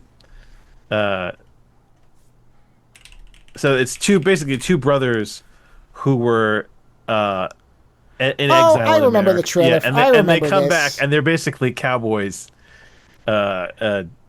Yeah. Well, I'm not into the. No, but that's the thing. It's like a martial arts western. Yeah. Right. Where do they go back to? They go back to the island of Java. So essentially, they're cowboys, but they've gone back to the island of Java, and it's this mixture of martial arts and western, and it's fun. I mean, and that's the thing is, this guy seems to get his kicks doing mixed genre flicks. So this is a colonialist western martial arts, whereas Monster Island is like a World War II monster movie. You know. And I like that. I like that this guy does. And that movie does look good. I mean, he knows how to make it. Yeah, so does this one. Yeah. I think that they took advantage of what they had fairly well. And they spent, I think, the money on the suit, and it looks good. Yeah. So, yeah. Like I said, it's a movie that's an easy recommendation for somebody who wishes there were more Mer-Creature flicks. Yeah. Because there aren't a lot. So, if you've been looking for something that you haven't seen before, yeah, this is it's an entertaining one and done. So that's all I had as far as his next movie. I'm reading the description of it, and I don't know what I mean. So I'm going to read you the description of this movie. It's the next one he's working on. Okay. Fadil escapes from a haunted house but is cursed by Malati. Seeking revenge, Fadil assembles a team of killers, but his desire to resurrect his wife leads to conflict. Oh, I don't know what that is either, but it sounds interesting. It sounds interesting, right? It doesn't sound like something I've necessarily seen before, so yeah, that's what I mean. That's what I mean. So, like, yeah, that's a good sign. I like that this director is doing weird shit. Yeah. So, yay. Yeah. Right. Yeah, I mean, if that's good, I'll watch it. It sounds intriguing. Yeah, I mean, it sounds fucking weird. So on that note.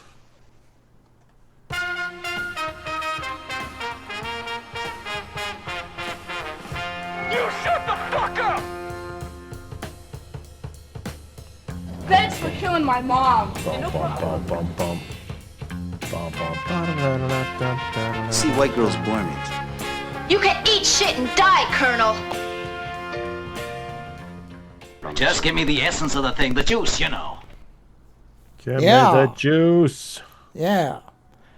So as you alluded to before I cut you off, speaking of endings, yes, we have now finished the entirety of the first, possibly, or only, possibly, season of Alien Earth, the 8-episode FX series directed by Noah Hawley, who is probably best known for doing the Legion series. I think he did something else, but I know him from Legion, which I greatly enjoyed. And we had reviewed the first 4 episodes. And as a reminder for anybody who may have missed the one show where I mentioned it, because I think I only mentioned it once, that entire 8-episode commentary series will be out for the last 2 weeks of December, including not planned, but the last one is Christmas Day. So our finale commentary is coming out on Christmas Day. So each day of the main week, so the first through how did I do it? Crap, hold on. How did I do it? I think I did it Monday through Thursday of each week. This guy, the reason this guy gets to do what he wants is because he did Legion, right? Then he did the show Fargo. That's what he's been working on. Oh, yeah, that's the one and most people know. And that's a huge thing for them. Yeah, a lot of people love Fargo. I mean, he's been the writer for 51 episodes, and he directed 6 of them. But he's basically the showrunner on Fargo, from my understanding. So, yeah, he got to do Alien Earth. There you go. And he wrote all 8, but he only directed 2 of them. Yeah. So yeah, and not even the finale. He didn't even direct the finale, which I was surprised about. I fucking loved it. I really fucking loved it. It was such a fascinating and intelligent show. You know, like, I like it when writers, because now that I know that he directed he wrote the thing. I like it when writers know their assets. And that's the thing, is that in any story, an author has to know the assets that he has, and he has to know what assets he's going to work with, and then what assets are a red herring, right? And the thing is, like, of late, people forget that there is this kind of sort of asset system that people utilize, where it's like, hey, listen, if I don't show you, or if I don't seed this idea that something's going to happen later on, when it happens, it comes out of nowhere, and you're like, ooh, shock and awe, but it doesn't totally make sense. It's kind of like a Deus Ex Machina, God from the Machine. It comes to save you out of nowhere, right? What I like about this director is he seeds fucking everything.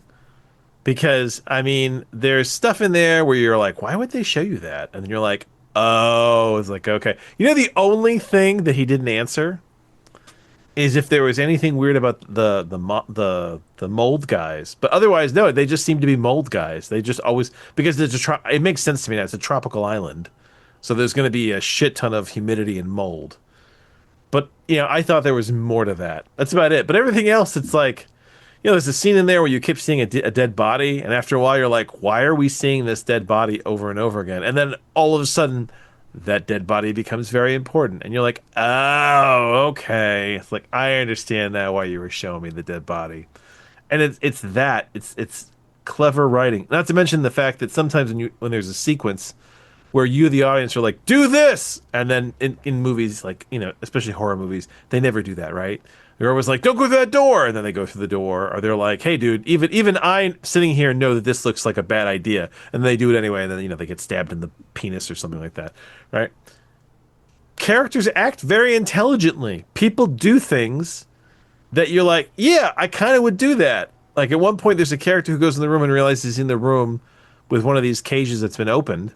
And I'm like, get in the cage! And he does. That's what he does. He gets in the cage. And I like the fact that it doesn't automatically save him because the thing finds another way to get in, at which point he gets out. But I like the fact that there is this level of intelligence in the writing. There's this level of logic and seeding ideas and doing things in a way that makes a kind of sense to itself. I love that. I was very impressed with the show. I'm not going to say that it was a perfect ending, but I enjoyed the ending. I'll put it like that. You know? Thoughts, feelings? Yeah, I was satisfied. This is what I had said, I think in my short review. It did not tie up all the threads, but if there is no more, I'm okay with it. But it tied enough of them. Yeah, it tied enough that I think it's fine. It clearly is opting for going somewhere with more. I don't know where. I am curious because I know Hawley had said that he had a way to tie it into Alien. I wonder if that's just a load of shit because he also said he didn't care about canon. And I'd be fine if this just completely contradicts everything that came after. I don't care. I read a few things about him and his views on where it fits, right? And what he said was specifically that it did not fit into Prometheus or any of the pre-Alien movies, the prequels, essentially, the Alien prequels. So none of the it doesn't fit into any of those. He says it can fit if they give him time into Alien. But honestly, I feel like it does in the sense that as long as he ends it in a way where everything gets destroyed or disappears and Weyland-Yutani doesn't get a xenomorph, right? Then that makes total sense why in the movie Alien, when they encounter a xenomorph and it's not I keep calling them replicants, the synthetic hybrids. Yeah, well, no, in Alien it's a synthetic. It's not a hybrid. Yeah, well, yeah, no, it's a synth. Yeah, I guess. So in Alien, when the synthetic says to the corporation, "Hey, we got this thing," Weyland-Yutani knows exactly what it is, and they're like, "Okay, it's more important than everybody on the ship." And that's and that's exactly what they would do because that's what they did in the show. They don't care. They want this thing. So I feel like it doesn't. As long as they don't get out and take over the Earth, But actually, here's the funny thing too. We never see Earth in any of those movies. We never get there, so you don't exactly know what's going on. And if 5 corporations run the planet, right? You could lose an entire country and probably cover that shit up. I mean, it's kind of this. You could blame it on other things. You could say that a city was lost because an atomic reactor went off, right? And if you control everything because it's essentially a corporate state, who's going to question you? I mean, so for all you know, yeah, they got xenomorphs, and yeah, they got loose, and they took out, all of, southern Indonesia. At which point they were like, nuke everything! And southern Indonesia is now a no-fly zone because there was a atomic chain event that was very sad, and we lost a lot of people, and no one can go there. Right? I mean, yeah. Things can tie together because they never get to Earth. Like, I actually feel like because all the Alien movies, you never get there. It's like there's so much flexibility. No, frankly, you only see it. That's it. You don't actually go to it. Yeah. I mean, Ripley never gets back to Earth. No, the closest she gets is Gateway Station is orbiting Earth, but she never actually gets down there. But she never gets to Earth. Yeah. No. And even her clone might get to Earth. She doesn't actually get to Earth in that movie, but she sees it. We don't really know. Yeah. Yeah. So I mean, and imagine. I don't care if it completely contradicts it either. I don't care. Listen. Doesn't bother me. I enjoyed the shit out of what it was. I enjoyed the way it used all its assets. And honestly, it's not really, it's in the Alien universe, but it's honestly, the Earth part of the title is the more important part. It's what's going on Earth in the Alien universe. Because the Xenomorph, I mean, to those people that are like, oh, I don't like it because they didn't do more with the Xenomorph. I was like, no, you didn't like it because the Xenomorph wasn't the lead. It wasn't the big bad. There was so much other shit to worry about. I do like that the show managed to make other things more distressing. I mean, the eye bug in that sheep is this overarching tension throughout that fucking show. As I told you, I have my sheep sketch is pretty much done in the rough form. What? Yeah. I love this. I love the eye sheep. The saddest part for me is that the eye left the sheep. I wanted that thing to just be. I know, but if it wants to talk, it wants I understand. to talk. You know, listen. When that eye bug gets into that guy's body in the one episode 5, and you see it go up against a xenomorph on the ship. Like I didn't think I was going to see a fist fight between a xenomorph and a human, and then an eye bug. No, that was great. That was great. Like that was not on my checklist of things I thought I was going to see. So yeah, I mean, it's consistently impressive, and it really gets into this idea of, you know, what happens when you're playing with technology for the sake of money, but you're not actually thinking about the ramifications of what you're doing. Because the whole idea of this show is that they build these hybrids, these advanced synthetics who think they're people. Because at the end of the day, listen. They think they're people. They've had an imprint of a person put in their positronic brain, and they think they are those people. And for all intents and purposes, they then are those people. But it's because they've had it copied on them, right? But what happens when you put a child's mind in an advanced synthetic body? Right? What conclusions does it then come to? And how quickly does it come to it? And they aren't like normal synthetics because they have a history. They have parents. They had a life. They were born. You know, so there is something different about them. They are different from the synthetic Kirsch. And the other guy we find out is the synthetic. What the fuck is the Burke character? Yeah, whatever his name is, yeah. Yeah, who has the best non-fight. When she fucking Neos him towards the end, so essentially towards the end, Wendy realizes that because she's got this unique computer effect where she can kind of talk to anything, she's almost like, she's almost like the Machine from, I always forget the name of that comic, Dos Ex, where she can talk to any machine at this point. Mm-hmm. When she realizes that, and she stops the synthetic in its tracks, not one of the hybrids, but just, honestly, she could probably stop the hybrids too. I mean, she has an ability the others don't. So she is, I mean, if anything, she's in charge because she can physically stop them. The synthetic tries to take a swing on her, and she just tells their body they can't. And that's it. That's the end of the fight. And I think that's the thing is that once Wendy figures that out, she rules in a way that nobody else does. You know, you're going to need better firewalls to deal with Wendy. And I love that. I love that through all this show, the word alien's in the title, so you're thinking it's the xenomorph, but it's kind of like, no. There's so many aliens in this. Between the eye bug, the xenomorph, and the hybrids are an alien psychology.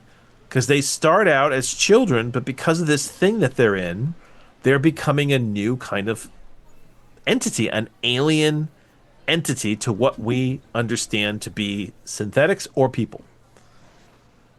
I don't know if that was their intent, but that's how I feel. Mm-hmm. And, you know, like yourself, if there isn't a second season, it's still fantastic.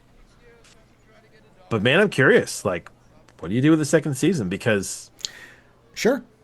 Yeah. It's, you know, it's going to be complicated. I mean, the eye bug is in the human body now. Weyland-Yutani is coming illegally, I might add, to storm the island with a large force. And everybody on Boy Genius's island is in a jail cell. So she's got Boy Genius, the synthetic Burke, She's got Kirsch. She's got the scientist lady, and Morrow. She's got fucking Morrow as well. So it's like, yeah, all the chess pieces are collected at the end of the episode, and maybe that's the. It works as an ending because basically all the people that were causing her issues are all collected in one place now, under her control. But, you know, you're also sitting there going, but what happens now? Like, I am so curious. Like, where does the story go from here on? Where does Wendy go? Where any of them go? You know. And I will say that Morrow is probably one of the better antagonists I have seen in a show in a long time. You know, the only thing that was never answered was, oh, I guess it worked. No, it was answered. You know what? I just answered it for myself. The one thing I wasn't was why Morrow left his daughter. But if Morrow was essentially taken in by Weyland Yutani and turned into what he was, he owed them everything. So his corporate loyalty went beyond staying for his daughter. You know what I mean? But his daughter died anyway in a fire. Which didn't you say at one point you wouldn't put it past Weyland Yutani to have orchestrated that? Oh, yeah, I won't be shocked by that at all if we find out that the fire was created. Yeah. Because she knew that would free him from the last thing he had left. And yeah, exactly. Yeah, I wouldn't be shocked. There's no wife, it's just him and the girl, and then the girl perishes, and that's it. And you're kind of sitting there going, okay, well, Morrow's got nothing to lose, and all he has is this, and he is fully invested. And I mean, I don't know if Morrow's my favorite character in this show, but I really enjoy watching him just burn his way through. And that guy, that actor, I mean, he really is just like, he possesses that character in this way where, like, even when he's standing still, you get the sense that he's like vibrating with kind of a intense fury for the world, you know? I mean, like, yeah. So, and a lot of people will get annoyed about so I have read someplace, I mean, I'm sure you as well, that people are annoyed because and we even said it when we were watching, where are the alarms, where are the cameras, yada, yada, yada. And, because there are several sequences where bad things happen, and you're sitting there going, where are the alarms to let people know that something bad has happened? Or, you know, why doesn't someone try to stop that? And the simple answer that I think really works for this show is that they didn't stop it because they didn't want to. You know, Kirsch let everything in his lab happen because he wanted to see what would happen. You know, he let the one hybrid synthetic get killed because he didn't follow the rules. And so he got himself killed. He let the other guy infect the one doctor with the xenomorph because he wanted to see what would happen. You know? It makes sense to me. It's like everyone's running an angle on this, and because of that, they're all plugged into the security system. They're not letting the Greater Island understand just how much fucking danger they're in. So, oh no, I enjoyed the hell out of it. And her, you know, when she started talking to the xenomorph, I thought that was going to be... I worried that was going to be bad. But then she turns the thing, like she basically seems to have turned herself into almost like the alien queen. It's almost like they're so not used to being talked to some degree, because it's a drone, it just thinks that if something talks to it, it must be in charge. Like, it's the psychology I got. Because, I mean, every xenomorph you see is a drone. I mean, they basically kill because they don't have any kind of information. It isn't until there's a queen around that the drones tend to be mobilized and do something other than just kill. Well, Wendy's the only thing talking to it. So to some degree, Wendy's voice has become the voice of the queen, which is the feeling I get, because it does mostly listen to her. You know? So yeah, I think it was a fucking wild ride. Like, I don't really have any problems with it. No, that was my feeling too. I mean, I'm in basically the same camp. I don't know if there's much for me to add because my feelings are the same. That the alarm stuff doesn't bother me. The cannon breaking doesn't bother me. I think that what this did was what Ridley Scott at least said he wanted to do. with the Prometheus and Covenant movies at first, which was to delve into the idea of the synthetic being. Yeah. And what that synthetic being's experience of the world was, as opposed to the alien, which she'd already done. Yeah, and I agree with you, because I think we said at one point that this was a better explanation of David than they did in the prequels. Because Wendy is like a David, right? Except this time you have the time to see the explanation of why a synthetic, even a hybrid synthetic, we get to the point where they turn around and they go, you know what? No, fuck you, world. And that's where Wendy is at the end. Like, Wendy has, over the course of this show, has gotten from where David started to where David kind of ended up. I mean, she's working with, she's controlling the Xenomorphs. I mean, Jesus, in a weird way, did Noah Hawley fix the prequels? Well, I don't know if I'd say fix, but he delved into the thing that it doesn't seem like Ridley Scott was able to for whatever reason.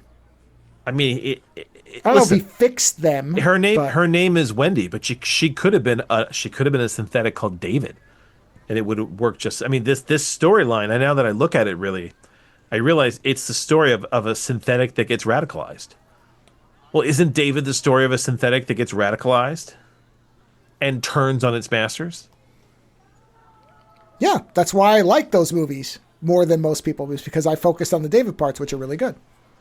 Yeah, and they're like compromised. Don't get me wrong, they are, but this is what that should have been. Whereas I like this because to me, Noah Hawley did a better job explaining to me and getting me on board with where Wendy's going. You know, by the time you get to the end with Wendy, you're kind of sitting there going, well, I don't understand. Like, the fact that she didn't just kill all these people. I'm like, okay, well, obviously you've got an angle on this. You know, and it's funny because the fact that Boy Genius laughs at the end. Did you notice that when she says they're going to rule? And he's... Well, yeah, because he's excited about it.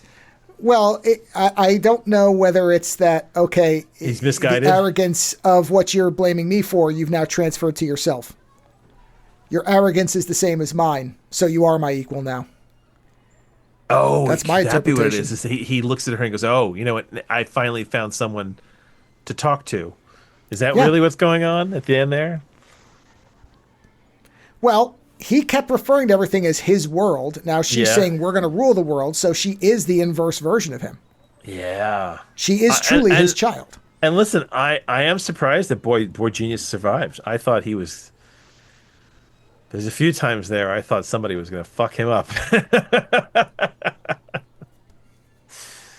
And you know what? I was a little sad that the fight between Kirsch and Morrow didn't go on longer. I wanted something out of like They Live with like Keith David and Roddy Piper. And I think I was rooting for Kirsch. I know like it's not that I trust Kirsch, but for oddly I didn't want Timothy Olyphant to leave the show. Like, I think the Fury of Morrow is going to have to evolve, or he's going to have to die. Because having a character so singularly focused like that, I don't know how long it can persist. It's got to evolve into something else. And if one of those characters had to die, I would rather keep watching Kirsch, because I was like, what is he doing? Like with Morrow, you know what he's doing, but with Kirsch, even at the end there, I'm still sitting there going, like, do you want synthetics to evolve? Do you hate Boy Genius? Is this all about science? Like, I want to get into more about Kirsch in the next season and understand why he is where he is and what the fuck he's up to. You know? Yeah. I think it's a great show. Yeah, I'm with you. I thought Kirsch was awesome. So I also, he's the one person whose motivations are not entirely clear to me. I don't know yet. Yeah, because when the kids bump into him holding the body, and he's like, where are you going? Go that way. And even they're shitting themselves because they're like, But did you notice that by the end of the show, the other hybrids still didn't know that their eyes were cameras? Sure didn't seem like it, no. Yeah. I think there's still stuff they don't know about themselves. And, I mean, Wendy knows, right? I mean, I don't think she ever... I I don't know if she ever says that she knows. Like, that's the thing, is there's still a huge database of equipment that's used to monitor them.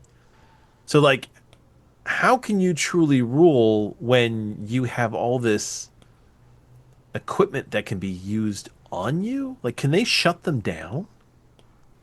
I would assume if she can shut down anything connected to the network, like she said she could with the robot guy, that extends to everything, including the camera. So she must know. Or if not, she'll find out very quickly. It is something that I guess if you don't just stumble onto it, maybe there's so much information in there that you wouldn't necessarily find it unless you checked. Yeah. Yeah.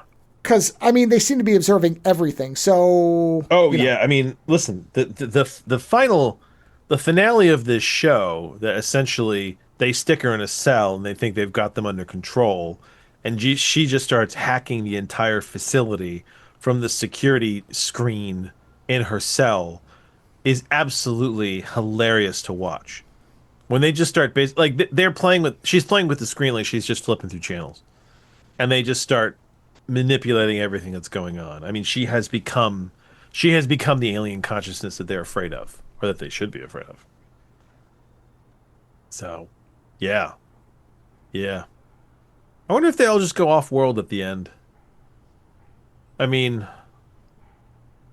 yeah, I mean, she's gotten. I mean, she's pretty sick of humans. Like, her brother is kind of on her last nerve to some degree there, because, she's completely furious about the system, and he's like, well, it's just what it is. He's like, it's complicated, and she's like, I don't want to hear. I love that line where she's like, I don't want to hear it's complicated. Oh, what was the soundbite that you said sums up the show?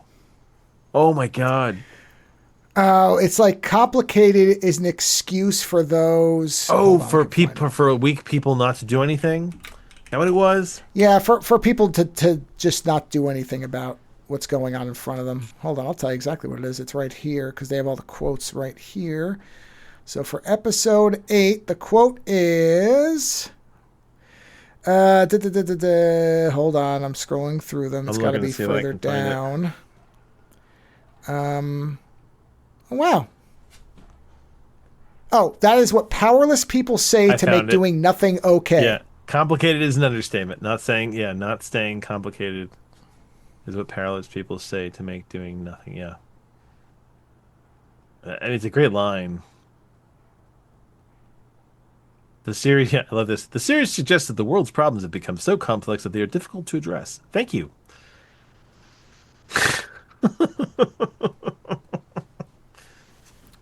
This soundbite brought to you by Captain Obvious.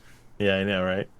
Yeah. Listen, there's great writing in this. There's a lot of heavy statements about corporate control, and I mean, yeah, I mean it is a dystopian corporate future. I read some reviews that were like, this show makes me not want to be on Earth. I'd rather be on one of the colonies. And maybe that's why so many people are fleeing to the colonies. Because they're like, well, I have a chance at a better life away from Earth at this point. Well, that is one aspect. There's definitely a Blade Runner light skinning on here. Yeah. So maybe there is going to be... I don't know. I mean, I don't know how much they can cross over. But there is that aspect to it where... if 5 companies run the planet, are people... we do see a lot of misery. I mean, her brother is in service, and he's like, I want out. And they're like, no. And then he gets along, and they're like, well, you either owe us forever, or you're going to work for... I mean, it doesn't seem like it's a happy future unless you're in charge, right? Got an interesting quote from Noah Hawley. He did an interview. Yeah. He did an interview with the AC Club. And there's a quote from him that says, on some level, science fiction has one main question. And that question is whether humanity deserves to survive. And all these stories of the first contact are going out into the universe and meeting species that are either smarter than us or more deadly than us. The issue for me then became to explore humanity at its best and its worst. Sydney's character is humanity at its best, most innocent yet bravest in many ways. Wendy is someone who holds other humans to account for lying, cheating, stealing, bad behavior, manipulating each other, trying to own other people, all those sorts of things. Too often in this world, we're told that life is too complicated to make simple choices. but it's either good or bad at the end of the day. We either deserve to survive or we don't. So that's her goal as a proxy for us, which is to ask, quote, I don't know these creatures are bad, but what about this guy? There's a line in the second movie, I think, which is something like, at least the aliens don't fuck each other over for a percentage. For a percentage, so that's the goddamn percentage. Yeah, so that's the sweet spot for where the show lives. There you go. Sure. Well, that's, that's felt like it the whole time. Yeah. I mean, that's a great, that is a great summation of it, yeah. And so the actress who plays Wendy is Sydney Chandler, who her dad is the guy from fucking Super 8 and all these fucking movies. I didn't realize that was her dad. Yeah. Yeah. Her dad's been in fucking tons of stuff. I mean, he was in the Godzilla movies. Well, there you go. So no, it's fantastic. I'll be honest with you. I haven't been. We were waiting for them all to come out. I haven't been this excited waiting to watch a show in a long time. Yeah. I think the last time I was excited, was probably Westworld. When I was like, I want to see what happens next. Like with this, it was like, Jesus Christ. It's like, I want to know what happens next. And that was good. I waited until we had them all, the second half. We watched them all in a week and yeah. And they were great. And now I have to sit and I got to wait. And I am willing to wait as long as it comes out good. Yeah. Well, yeah. So, well, there you go. We'll see. And I guess on that note, everybody, that's everything we got. So that's Alien Earth. It's very good. You know, your mileage may vary, but we had a great time. I would say, I guess, Monster Island, similar. If you're in the mood for that. I thought it was a perfectly fun movie to watch. As long as you go in with, don't expect something that'll blow your socks off. There's a reason you probably never heard of it, but it's a fun merman movie or mermaid. Wow, movie, you know what? That's almost a description of vibes. There's probably a reason you've never heard of it, but it's still a fun movie. Well, it's your point about some things can just be entertaining and fun. That's what I think Vibes is. I think Monster Island's that. I think Alien Earth is definitely better than that. But, I said this in my short review. If you're going to get upset about the canon being broken, don't bother. Why make yourself angry? Don't bother. Some art is just there to enjoy. And some art. Well, right. But what I'm saying is there's people who get really attached to canon. Shit. Yeah. Oh, yeah. And there are people who aren't. And if you're invested in the alien universe being cohesive, then I'm just telling you now, don't hate watch it because that's just bad for you. Just don't watch it. Honestly, I feel like it's still cohesive. I mean, listen. I fucking hated the prequels, so. I'm. But you know what? I'm not trying to convince people who are already kind of not oriented to it to watch it. Don't bother. I'll tell you what I would find interesting, though. If Wendy figures out that somebody fucking made these creatures and realizes that it's got the logic of a synthetic all over it. Well, if the final episode is she meets up with David, I'm all for it. You know what? I would actually be impressed with that because Fassbender is the best part of the prequels. So if he found a way to strain Fassbender out of that. Yeah. Because honestly, Wendy and David are not going to agree. Even though they've brought Wendy to a similar place, Wendy and David are not going to agree. Because I think Wendy's version of good and David's version of good are very different things. But I would be interesting to hear that fucking debate. Yeah. It would be interesting for him to encounter her and say, interesting, I am the biological father, but you have become its actual mother. Well, if he felt that way. Well, I think she doesn't have doesn't have any of the limitations that they put on others. The thing that was his biggest frustration was that humans had basically sealed off the ability for synthetics to grow and create. Yeah. And in theory, she doesn't. I mean, we still don't know what to make of that false pregnancy thing. So we'll see if that comes back around. Because if an nothing says that she doesn't actually have something in her that they can't detect. I still don't know where that's going either. So and it happened after the eye bug. So yeah. So there's lots of room for the show to grow, but if it never does, it's a good one and done season.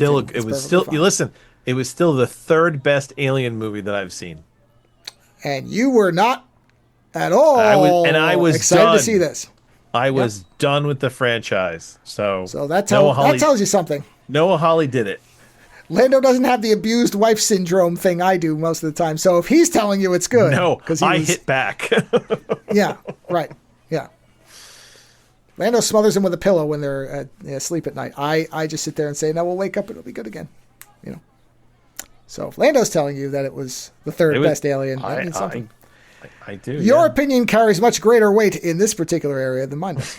So, whatever you do with your weekend, have a great time doing it, and we'll talk to you again next week. Visit OzoneNightmare.com to subscribe to new episodes, browse through our back catalog, or to find links to support the show. Follow @OzoneNightmare on Twitter for the latest episode postings and other show information. If 280 characters just isn't enough, you can always email us, theozonenightmare@gmail.com. The opening theme for the show is provided by Heartbeat Hero. The closing theme is provided by Ogre. Please visit and support these artists using the links in the show notes for each episode.